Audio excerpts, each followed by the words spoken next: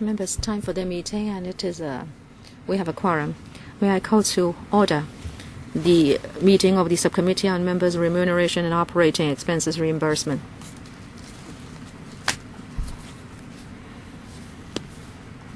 On the agenda,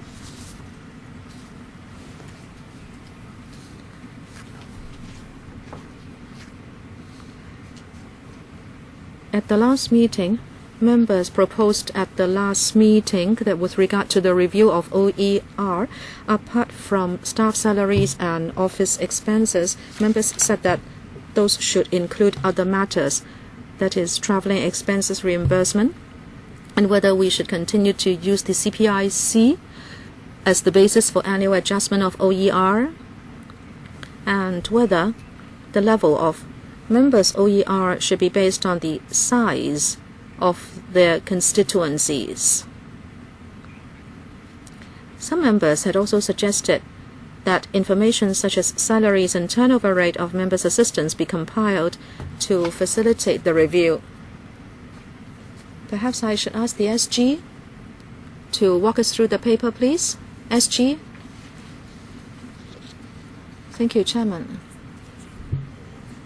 The purpose of the paper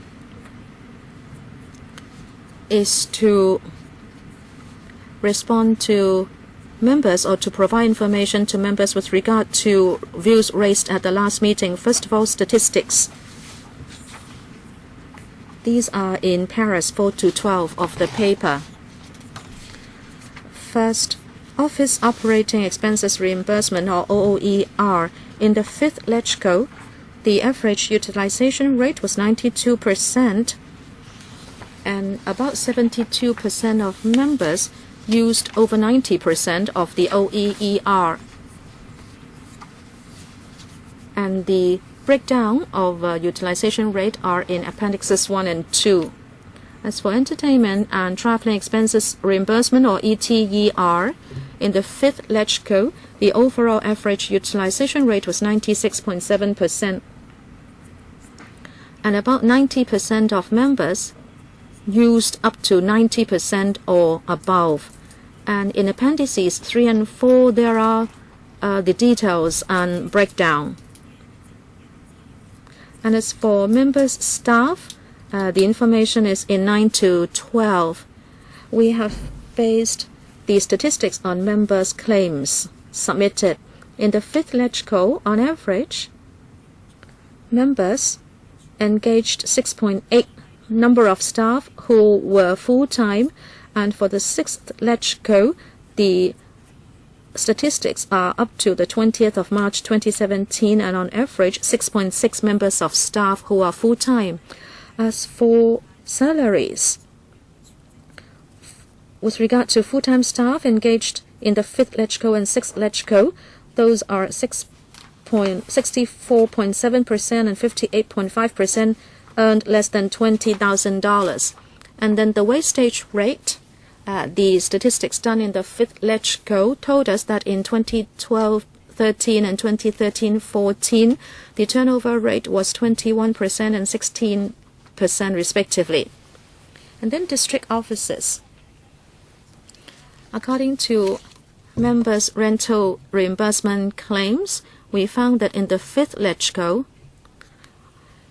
on the average, members rented 1.6 district offices. These do not include members' office in this LegCo complex. In the 6th LegCo, 1.2 district office. At the last meeting, some members said that the size of the constituency should be the basis for providing OER. And because of this request, we summarized the relevant discussion in the various terms of LegCo. These are from paragraphs 13 to 18. There were different views expressed throughout the years. Some members were of the view that since GC members had to serve more constituents, that is compared to FC members, they would need more resources to carry out their duties. It's just like the different limits of election expenses for candidates of constituencies of different sizes. On the other hand, some members were of the view that there should not be a different way to treat members returned by different methods, because they think that FC members, of course, have to serve their constituencies and they also serve the entire community, so they should have the same resources. They also propose that since the claims are to be reimbursed, in fact, we can consider raising the ceiling of all members, and members can then act according to that maximum ceiling. As for Independent Commission, which advised the administration on remuneration for members, now their view is that whether it is GC or FC members, they should enjoy the same remuneration package because they are all exercising the same constitutional powers and functions under the Basic Law. The last part of the paper has to do with the mechanism of annual adjustment to the level of the OER. Because at the last meeting, some members mentioned whether we should still use the CPIC as the basis. The present mechanism started in 1994. At that time, the proposal was to make reference to the movement of the Hang Seng Consumer Price Index, which was renamed CPIC in 1999. So starting from that time, we have acted according to CPIC to make annual adjustments in October for the ceilings of OOER and ETER. And then the consumer price indices, the conceptual side, and also how they would apply these are in paras 20 and 21. As for members' past discussions, these start in para 22. In 1999 and 2000, there was deflation, so there was downward movement of the CPIC. At the time, the subcommittee did a review of the mechanism, and it was noted that since staff salaries and office rentals were bound by contracts, members could not readily cut back on these expenses. It was also pointed out that reference to CPIC might not be appropriate, as the components of the CPIC and the relative weightings were different from the expenditure items under OER, and it was proposed that staff salaries and office accommodation should be subject to a different adjustment mechanism. The Independent Commission considered the subcommittee's view, and they provided an option for an alternative mechanism. And then the proposal was that the OOER should be divided into two components. One, the salaries of members of staff and office accommodation, which would be a fixed portion. It will remain the same for the entire term. And then the other component would be a variable component, and it will still be adjusted according to CPIC. With regard to this proposal of the Independent Commission, some members expressed the concern that the proposal of fixing a portion would offer no flexibility for members to increase their staff's salaries. And since the administration expressed that since staff salaries and office rental and, in fact, with regard to other expenditure, there would be very different modes or formats for different members. Their expenditure pattern is different, and it will be technically difficult for the administration to tackle these different portions of OOER. Then the subcommittee consulted all members, and the majority of members said that we should stick to the CPIC, and therefore the mechanism continues. And then in the fourth and fifth LegCo subcommittee, it was proposed to the Independent Commission that the 70% of the OOER should be for salaries, and that these should be adjusted according to the civil service pay adjustment instead of the CPIC. But the independent commission considered that it was inappropriate to use civil service pay as the basis to work out the amount for assistance of members because they have different job nature. And in fact, there is a unique mechanism of the civil service pay structure. And therefore, this was not supported by the independent commission. Chairman, this is my introduction, please. Thank you. That's the report by the Secretariat. And members, I now invite your views or questions. Before that, I'd like to remind you that the agenda item is on reimbursement of OER, and it doesn't involve our own stipend or remuneration. Let us concentrate on reimbursement of OER. Okay? Questions?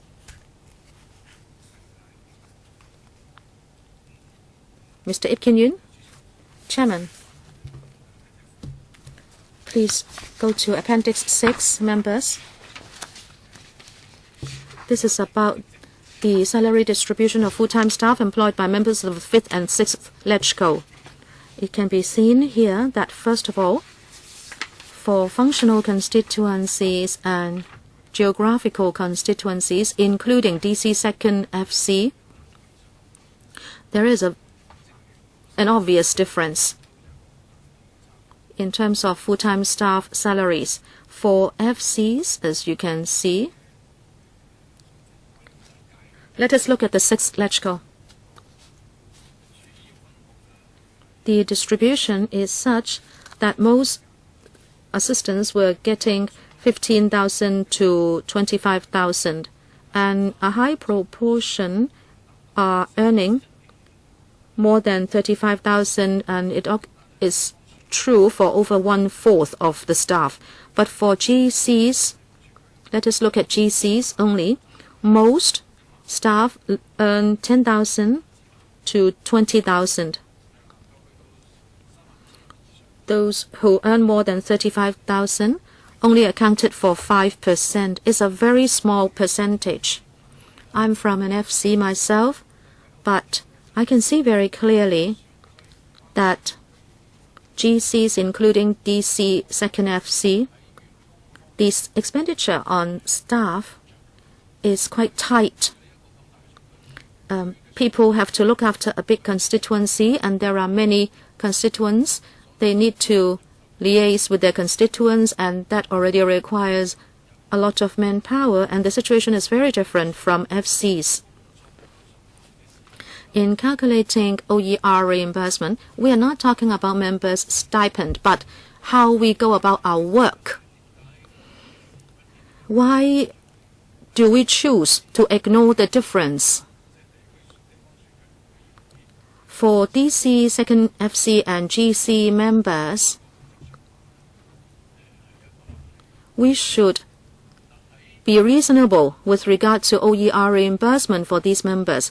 Well, in terms of policy research, we may do more or less the same thing, but in terms of actual liaison with constituents, there is an actual difference here. So there should be differential treatment to members and their assistants.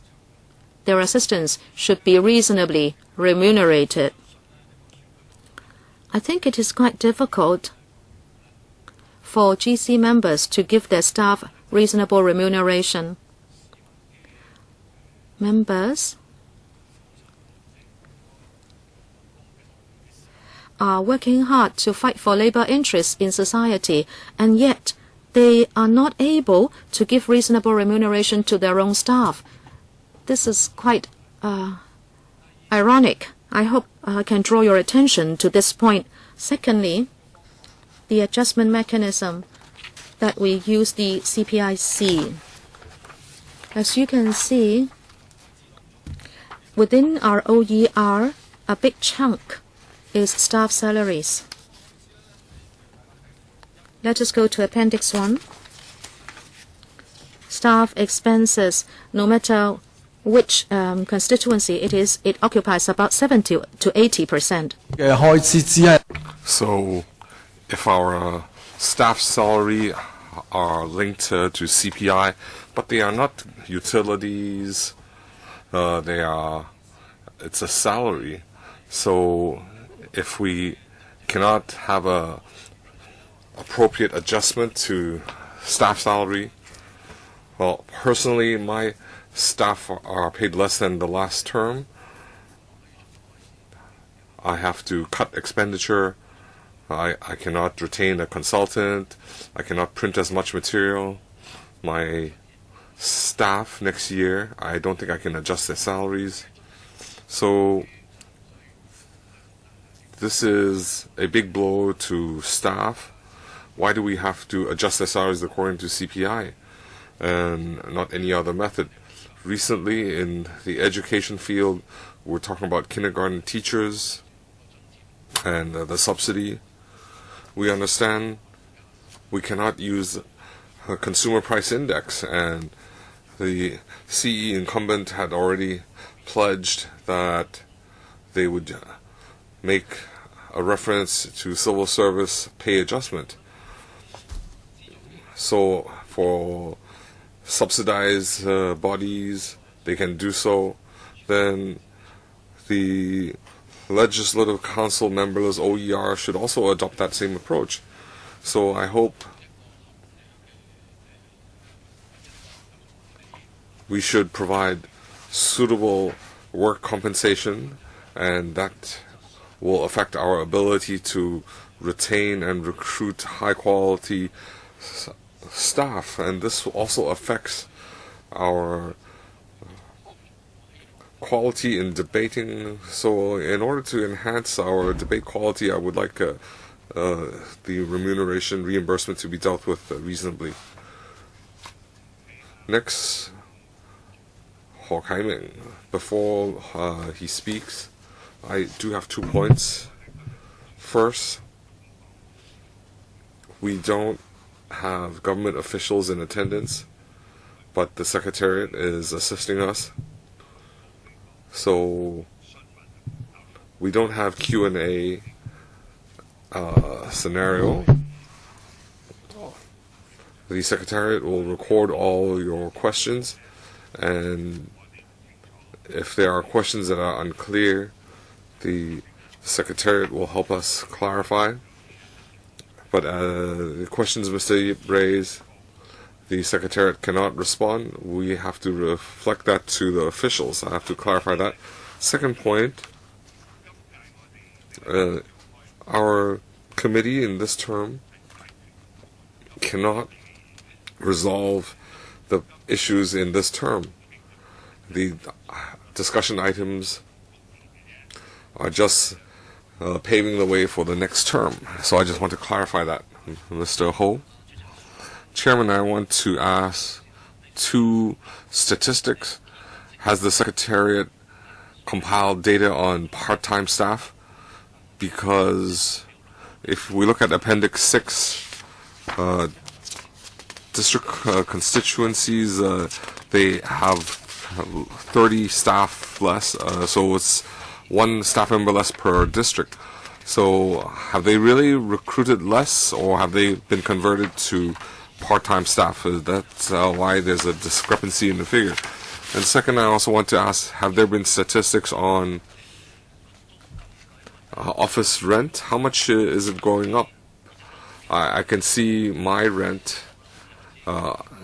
My district councillor has been, the rent has more than doubled, from more than 4,000 to 9,000. So you have to pay rent no matter what. If you have to pay market rates, it's exorbitant. So we can only suppress our staff salary. So that's why district councillors, why do they have low salaries? It's because they have to suppress the staff wages, because they have to pay for utilities, and they have to plead with their staff to receive less pay. So I want to know, do you have statistics on rent increase and statistics on part-time staff. So the Secretariat can assist in answering these questions. Chairman, regarding staff numbers, we have focused on full-time staff. So have staff converted from full-time to part-time? We don't know because we focused on full-time staff. Regarding rent, we don't have statistics. I don't think so. We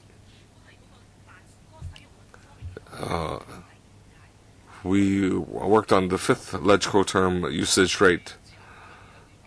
Well, is there any way where you can get statistics on reimbursement claims? I cannot ask colleagues how much rent they're paying, but from the reimbursement claims, we can see the percentage and whether we can divide that between, separate the staff costs and other costs. So that can form a basis for our argument against the CPI. So we see that rent and other expenses are skyrocketing, far exceeding the CPI, and it is forcing us to suppress staff remuneration. I think this is one reason we can use to negotiate with the government and at least ask for a better rate rather than using the CPI to increase staff salary. I don't want to just give a nominal raise. It's it would be difficult to present that case. Well, Mr. Ho's, we have to ask the Secretariat to help us. Your office rent expense is a reimbursable claim. You have a rent contract. You have receipts.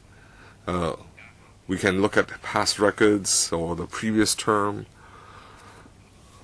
and we can check the same location, the same office. The rent has changed, so we can look at the receipts. You don't have to make declaration.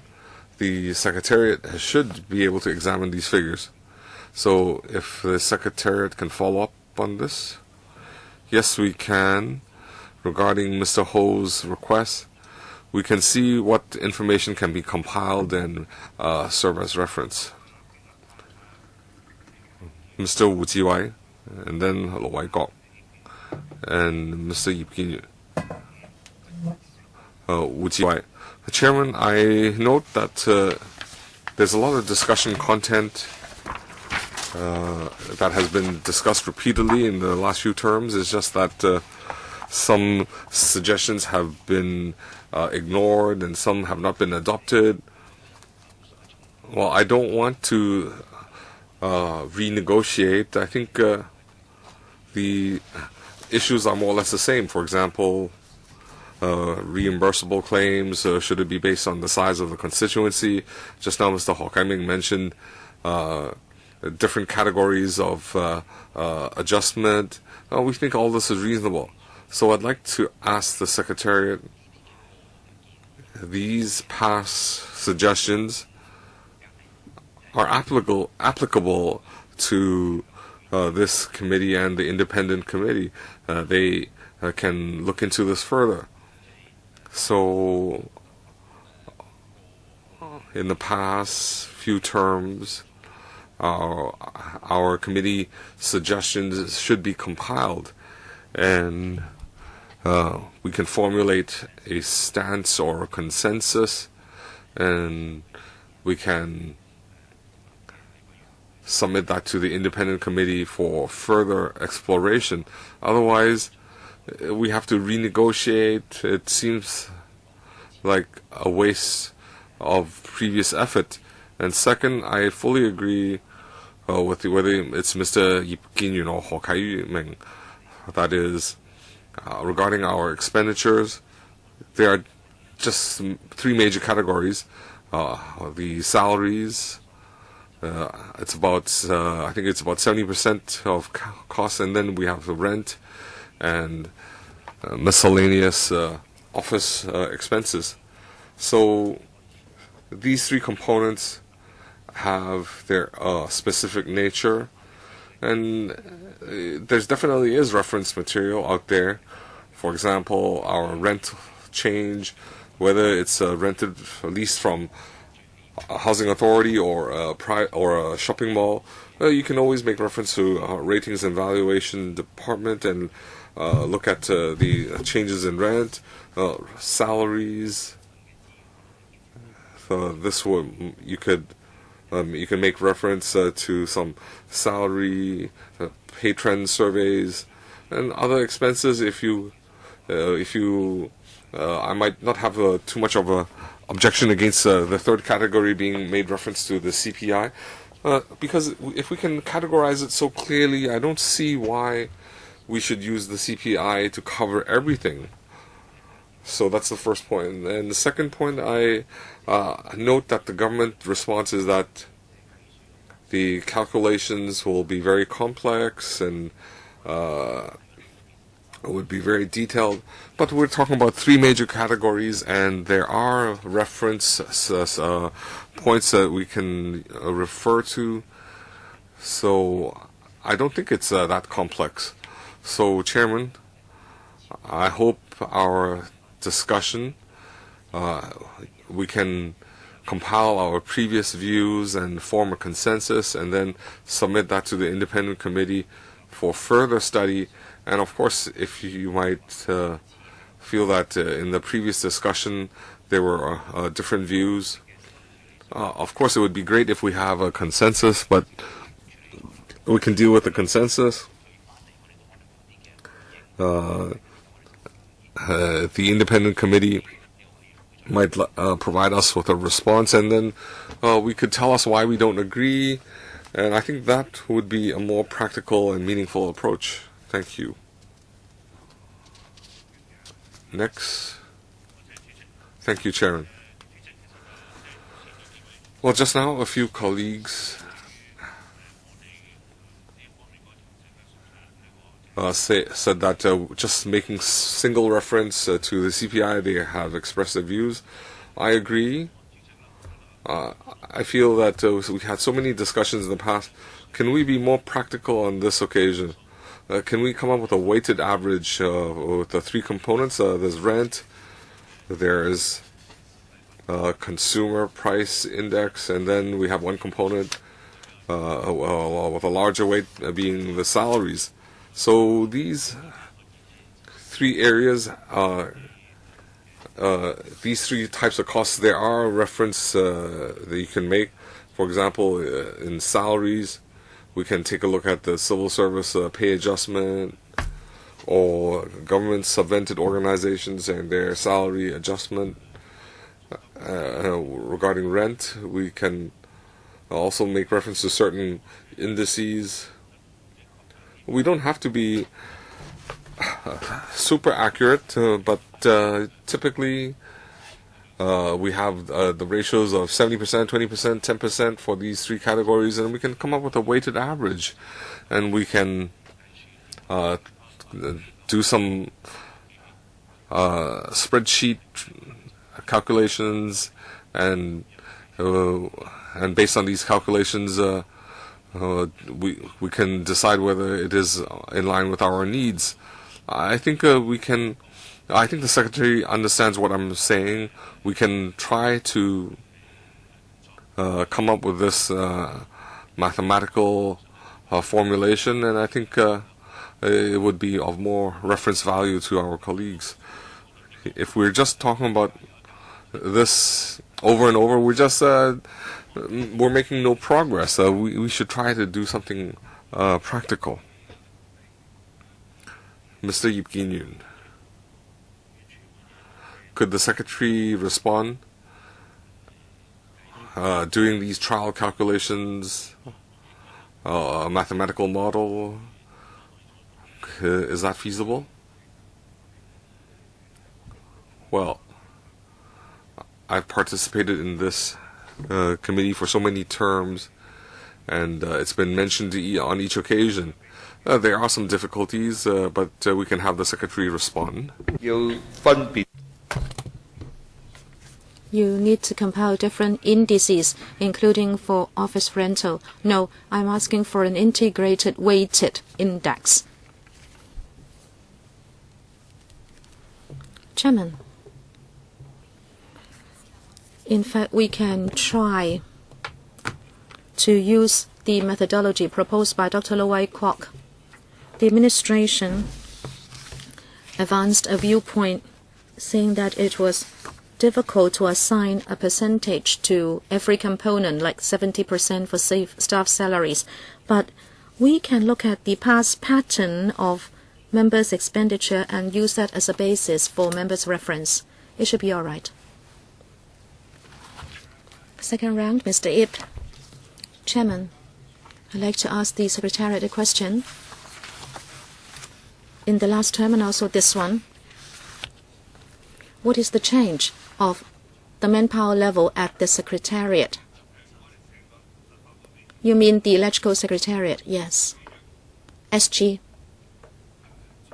Chairman, as you know, at the Electrical Commission, every year we do a review on the resource allocation. Every year things differ. In the last term, I remember there was an increase of manpower in the first 1 or 2 years because we moved to this new place. But then in the last 1 or 2 years, the staff increase was of a lower level. Last year, there was no increase, actually. Members asked the same question at the Special FC. I think we can dig up the information for members' reference. Okay.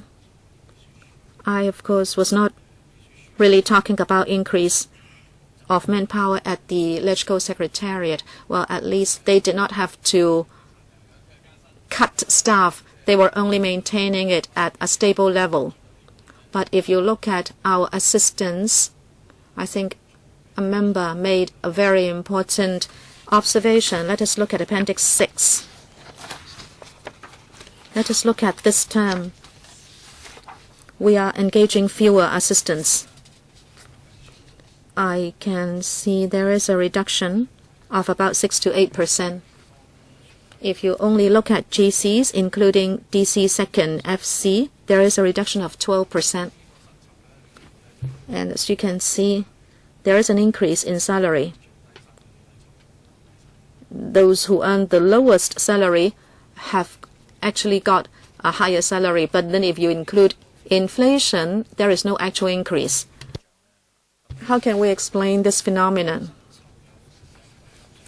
The salary has slightly increased in order to catch up with inflation, but at the same time, the total number of assistants engaged by members went down in number. In other words, the CPIC just cannot catch up.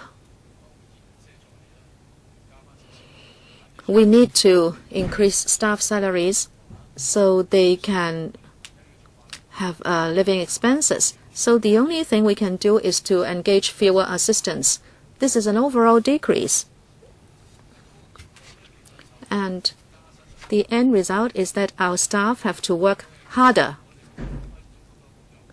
Their workload has become heavier because there are fewer assistants. This is a result. This is how I interpret these figures. If you think it is reasonable, it goes to show that this reimbursement mechanism, especially the adjustment mechanism, just cannot catch up with actual need. Come the next term, we will have to reduce even more manpower. You can still do it, but the members may also act as our own assistant. However, this will not help enhance the quality of the council. this is absolutely unfair to our assistants also. Whether assistants are working harder, maybe we can ask our assistants. I don't know whether we can, like other panels or subcommittees, and conduct a public hearing. We did it before, so assistants can come here and tell us about their workload, especially those who have worked for a few terms. Then they can tell us about the change in their workload and also whether there is any impact on the quality of our council work. Mr. Eddie Chu. Thank you, Chair. I'd like to change the topic. If I may look at the guidelines for OER reimbursement, some of the claims have to do with expenses on activities. On page 29 of the guideline at C, the types of activities, perhaps we need to review this part. Let me give you an example. Here you list seminars, press conferences, exhibitions, maybe not so many, and then quiz and competitions. Chairman, maybe 20 years ago or even earlier, when we started to have representative government, perhaps we would hold quizzes or competitions, but now I believe members don't really conduct these district activities.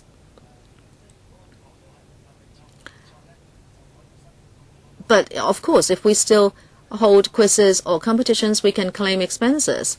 But say, for example, we have a film show in the community, then it will not be caught by these types of activities, which will be allowed for claims for reimbursement. My assistants have asked me to make this point at the meeting here. Perhaps we should reconsider the scope of activities. This is the first point. I don't know whether the SG can answer me. Secondly, I'd like to seek some information. My observation is that there is a reduction of the number of assistants for GCs. Now that might have something to do with the closing of the offices for Sixtus Leung and Yao Wai Ching. Yes, possibly. This is one of the factors. But my observation is that, of course, then the GC number may not be the most accurate, but we can look at DC, second FC and FCs. You will see that for the 5th and 6th term, there is an increase in the number of their assistants. And Chairman, those for DC, second FC have dropped. If we compare DC, second FC and GC, they in a way are in the same category vis-a-vis staff numbers. I'd like to ask for some figures, please. There are 37 members, or 37 members of staff who are earning more than $35,000 a month. What is the salary level for the highest paid assistant? Can you give us a figure? Does this have to do with the privacy of members' offices? Can you give us the figure? What is the highest salary for a member's assistant? The money amount. Chairman, we might need to submit the figure later. The principle is that if the information is in the public domain, we are quite happy to share it. Well, it is not whether it is in the public domain.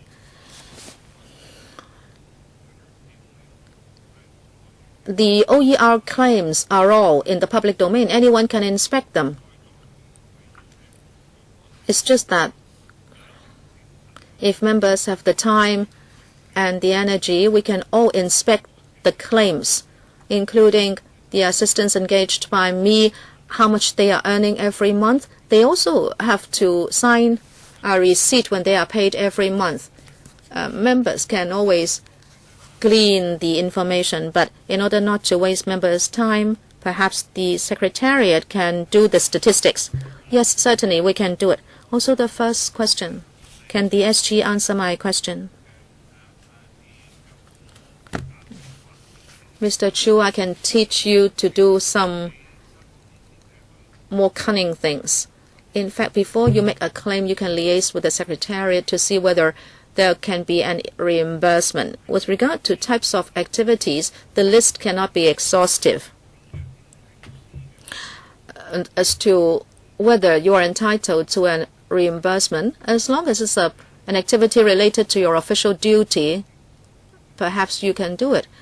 As for film shows, they can be subsumed under exhibitions. Look at the next column. You can see a rental or hiring of broadcast or film showing equipment. I can give you an example, Chair. During the Chinese New Year, I organized an environmentally friendly activity and I taught people to make some enzymes. It was the year of the rooster, so I used a prop which was in the shape of a rooster, but then it was said that there could be no reimbursement for this prop. The Secretariat, did they explain to you? They said this has nothing to do with the business of the Council.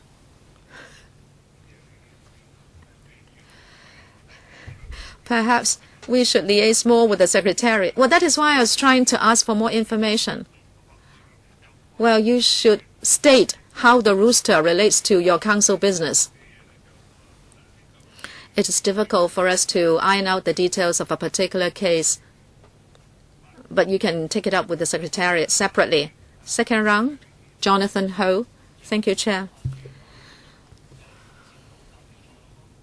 Mr. Chu says members don't conduct competitions now, but I saw on a banner that Mr. Edward Yu just held a competition.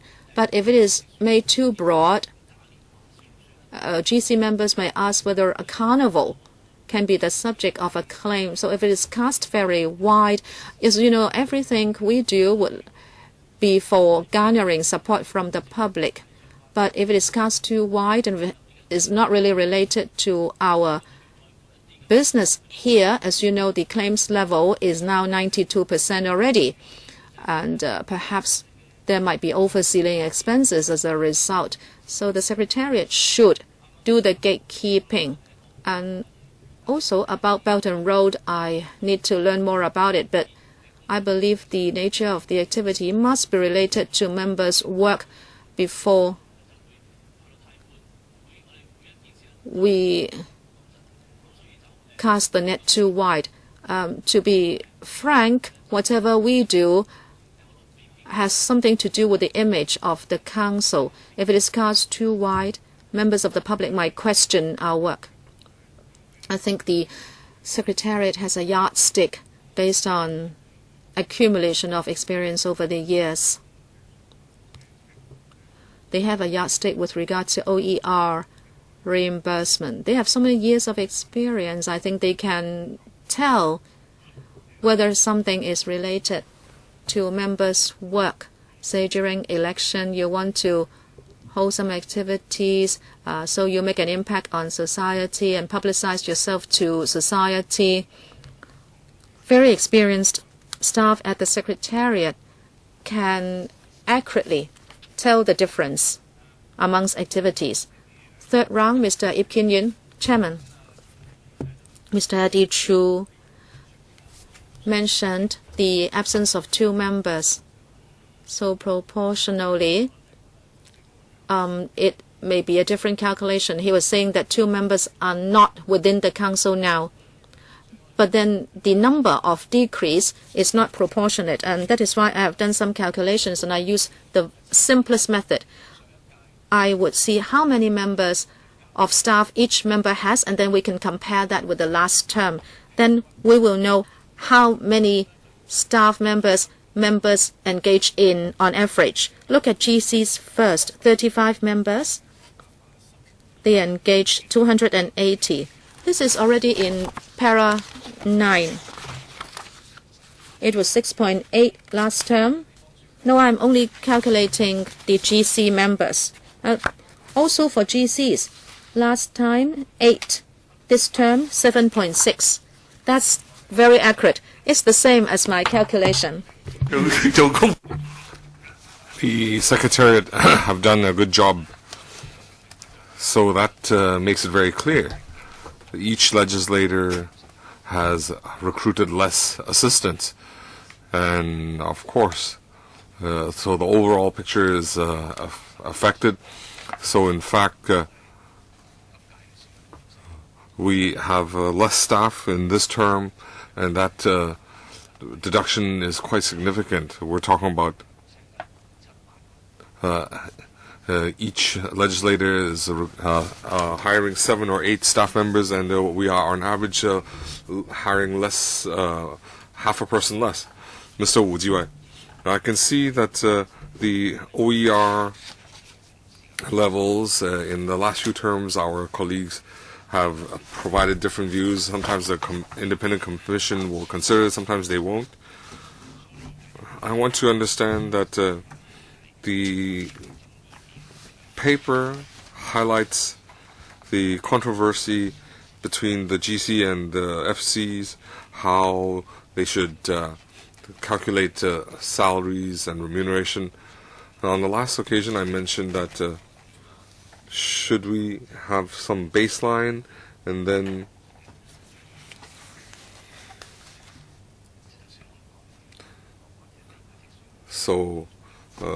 setting aside the difference between the FC and GCs, so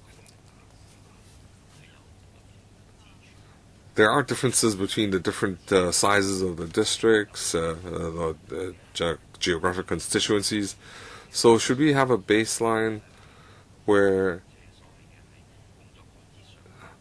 in the OER they should have a common baseline, and on top of that, according to the size of your constituency, there can be a further adjustment such that the OER can reflect the target constituency size, and we can make reference to the campaigning period, the different number of constituents, and the size of the district that is being served, and we can also make reference to the campaigning fees. So has this occurred, or has it been considered in previous discussions and had not been adopted? So my proposal is having a baseline. Everybody can have the same baseline, but on top of that baseline, we can adjust according to the constituency being served and the different constituencies, and they can receive a variable remuneration based on that. You will note your proposal, but I have to tell you that this is an old tune. We've heard it on many occasions. So we can we allow for different voices and opinions. First, each legislature and the council, we don't consider how they are returned, how they got their seat, but being here, each legislator, aside from the council chairman and the House committee chairman, each legislator, their work requirements are the same. So first point is that all legislators, regardless of how they were returned, that is not an issue. As long as you work here and you are being paid for working here, so it's not, we don't consider how you are returned. The second, whether you are returned by FC or GC, you are still serving the whole Hong Kong. You could be from Hong Kong Island. Of course, you'll be focusing your efforts on Hong Kong Island, but your work in LegCo, the bills you're vetting cover the whole of Hong Kong. So you are returned from your district, but you serve the whole of Hong Kong. Otherwise, you can go back and be a district councillor. You don't have to be a legislative councillor. So another point is, you said you want to break it down to so many components. Well, even amongst FCs, some might be very narrow constituents, and some constituents in the FC might be even larger than the GCs. For example, FC district councillors, are they FC? They have hundreds of thousands of voters, constituents. They have a larger voter base than the GC. They have to cover a larger base. So it seems that it's not appropriate to draw a line between FC and GC. So in the past discussions, there have been a lot of arguments over the definitions. Your suggestion, I said it was an old tune. That's no problem. We can. I have been here since 2004. I've been here for 10 plus years, and we keep hearing the same issues, and I'm just sharing my experience. We can think about it. Well, Chairman, there are 2 points I'd like to respond to. I agree that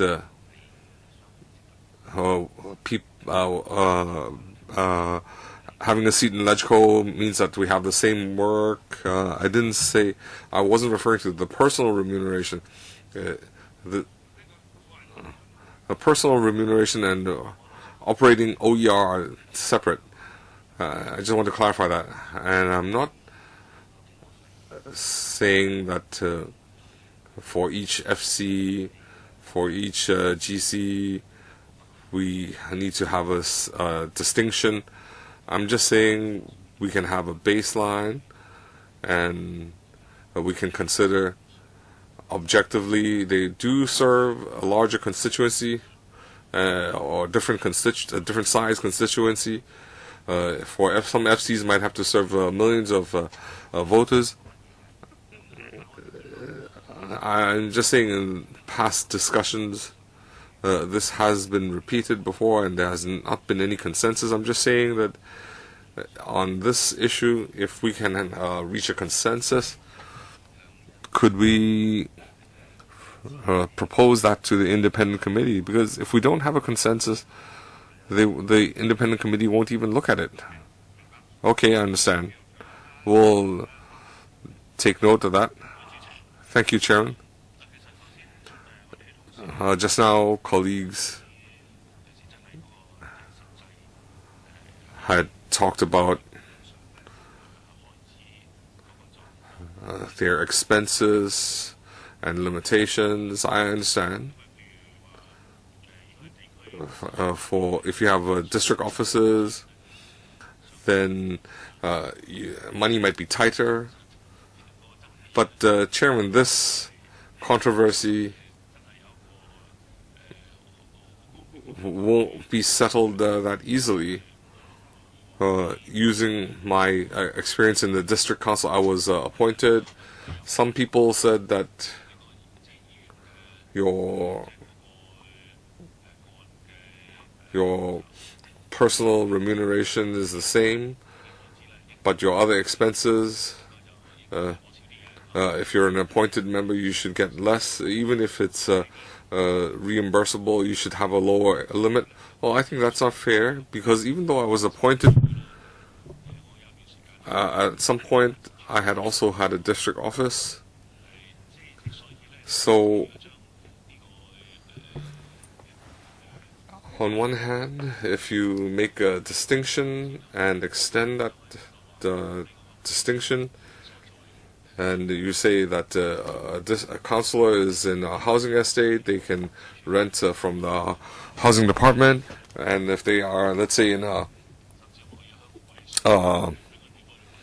they are at a middle class district. They have to rent office space in a shopping mall. Well, I cannot rule out these practical issues, but what can you do? Can you give each councillor a tailor-made remuneration package?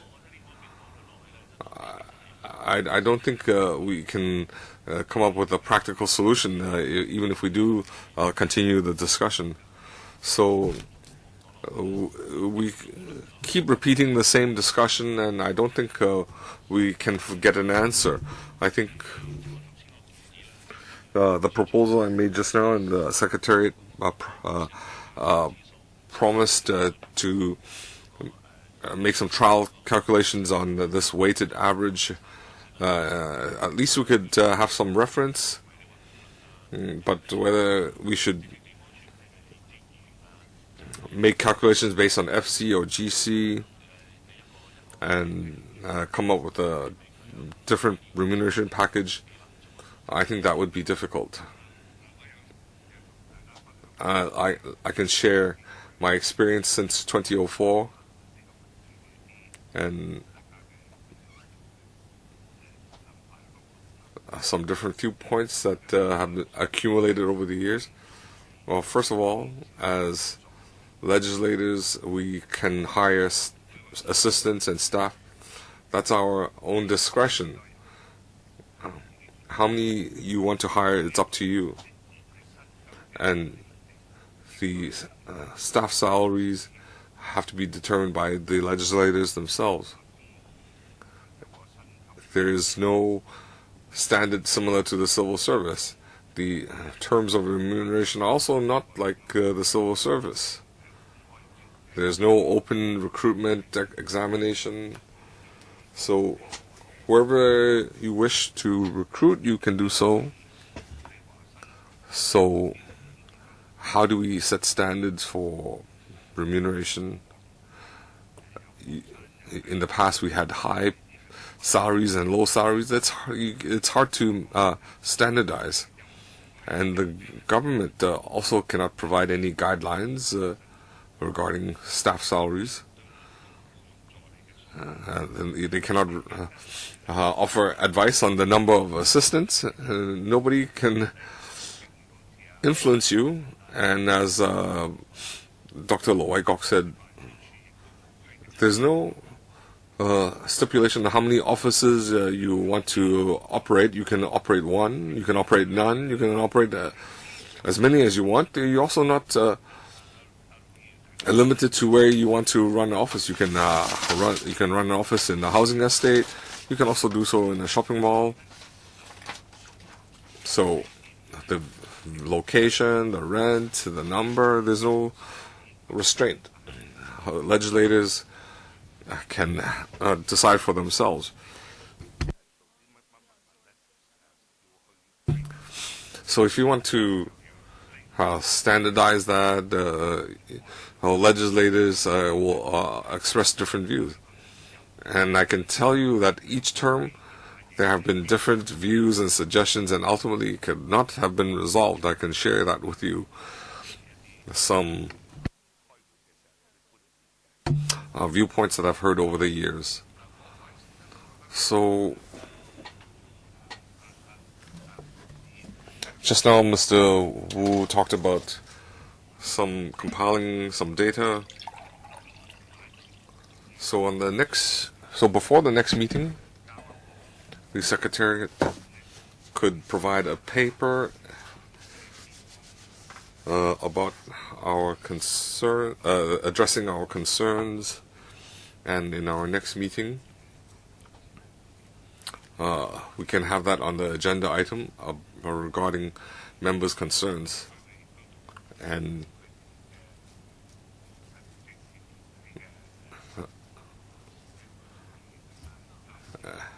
they can also exchange views with their own colleagues. So that can be on our agenda next occasion. That is, you can compile all their concerns. Mr. Eddie Chu? My understanding, there are two lines of thought. there should be differential treatment. There should be FC and GC, and their reimbursable claims should be more than FCs. Another line of thinking, such as described by Mr. Loikok, their overall pay should be higher than if it's higher than the CPI increase, then can we make a more detailed analysis? And after that, we can adjust the increase. Chairman, can I please tap into your experience? Dr. Loikok is proposing an overall increase. I'd like to know whether that has been discussed before. Is it that has been discussed and that is why you are ruling it out? Mr. Chu, you have asked a very valid question indeed. In fact, every term of LegCo tries to secure the latter part for the next term. It's the same for every term. So we're asking these questions for the next term.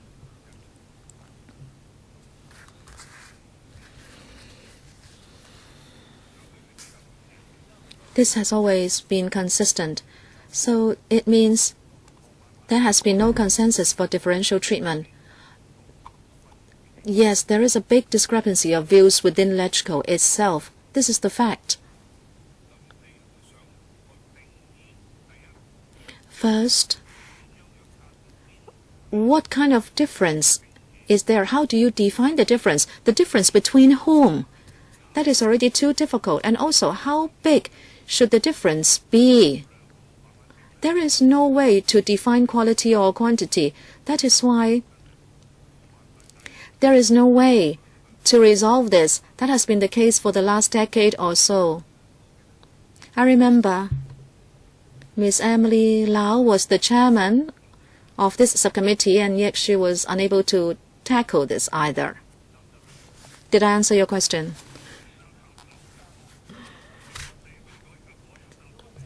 I take a look at the issue. You say you have discussed this already, that there are two different stances, differential treatment and overall increase. And then the subcommittee reached a consensus on the overall increase. That was the consensus.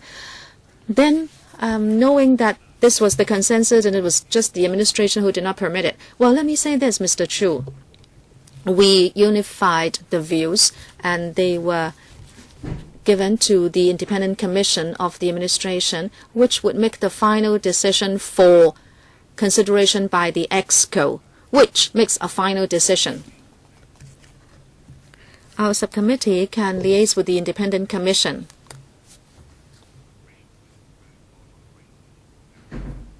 We will state our request to the independent commission. But here, we must collate our own views. Very often, we would go for the majority view of LegCo.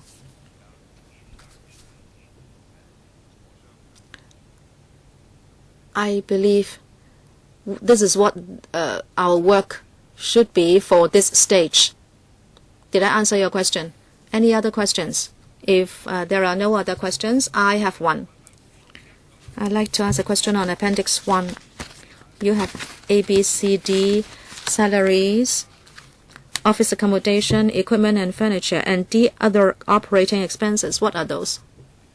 Please. D, Appendix 1, other operating expenses. What do you mean? Yes, Chairman.